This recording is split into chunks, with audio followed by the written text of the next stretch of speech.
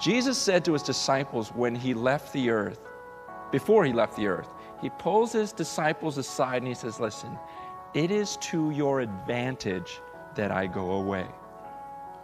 He says that in John 16.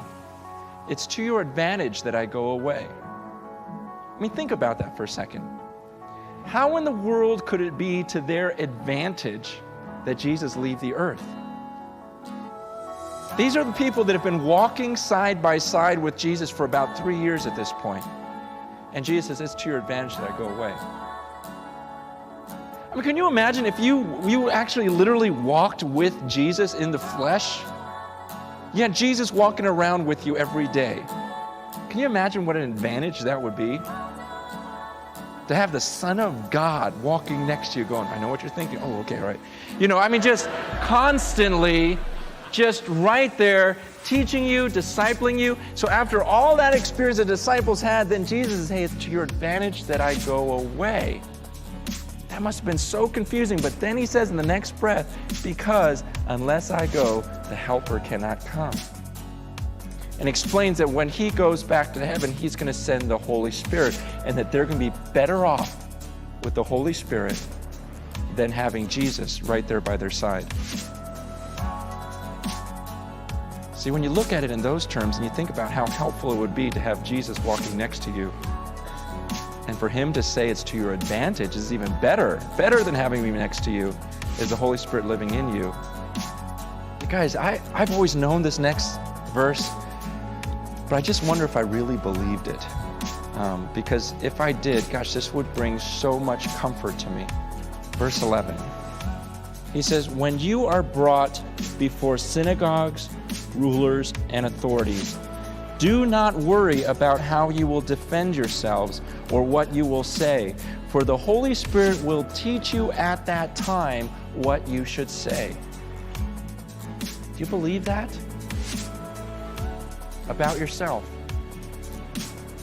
See, Jesus tells the disciples, look, you're going to go up against, the synagogue leaders, people of a different faith. You're going to go up against people that are rulers, governors, authorities. And he says, don't worry.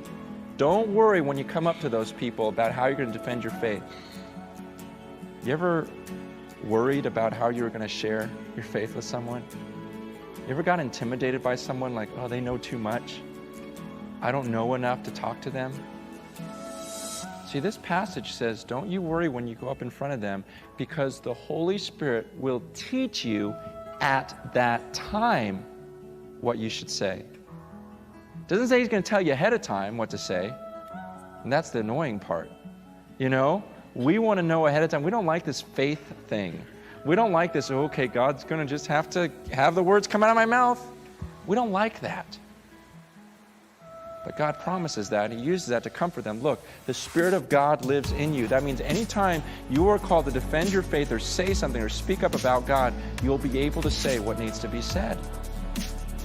Now, the promise there doesn't promise that you're going to win the argument, does it? A lot of times that's our pride. This is, I got to win, I got to do this or that, or I got to lead in the Lord. No, it just says that you'll be able to say what needs to be said, that the Holy Spirit will give you at that time what you need to say. That somehow your words will impact that person you're speaking to. This is so important because many of us don't speak up because of fear. I don't know enough. I hear that all the time. I don't know enough. And yet what does that say? He's going to teach you what to say. It may not be enough to win an argument, but you'll say what God once said. Do you believe that? I mean, really? Because a lot of us, we will only talk to people that we know we're intellectually superior to, and we'll get intimidated by certain people. Like, I don't know enough to talk to him, and so we end up talking to all these kindergartners. And, because why? We're relying on ourselves, and we don't really believe that God's going to give me the right words to say. And the simplicity of a new believer saying something, it's about a spiritual warfare. It's not about us and our intellect and us always knowing more, but there's something spiritual that takes place, and that God, through his Spirit, can cause you to say something that person needs to hear at that moment. But do you believe that something supernatural will happen in your life when you just speak up and start talking about God? Because God promises that. See, that's where I say, you know what? Do we really believe in the Holy Spirit? To where we have that type of confidence. Doesn't mean you know every answer. Doesn't mean that you won. Doesn't mean you even necessarily led this person to the Lord. It just means you took the initiative. And you just started speaking in the power of the Holy Spirit, and God will give you words to say, and then you're done. That's successful in God's eyes. In the end, what's going to matter is, who did I impact? When did I just speak up for Jesus? So I can think of times when I got scared, I got intimidated, and I just kept my mouth shut. And a lot of people do that. It's an easy thing to do. Even the great prophets, when God called Moses, what did Moses say? I can't talk. And God says, who made your mouth? What do you mean you can't talk? When he called Jeremiah in chapter 1, he says, go say this. He says, I can't talk, I'm just a child. And he says, don't say you're just a child. I'm going to speak through you. Let me speak through you. Say what I tell you to say. This week, there'll be opportunities for you to do the same thing and just start talking. And what if we all took that seriously and really believed that we were God's instrument and that His Spirit really dwelt through us and we were His mouth? Man, what an incredible impact we would have on this world. See, stop saying you don't know enough. Okay? Keep studying and everything else, but stop saying you don't know enough. You know what you need to know.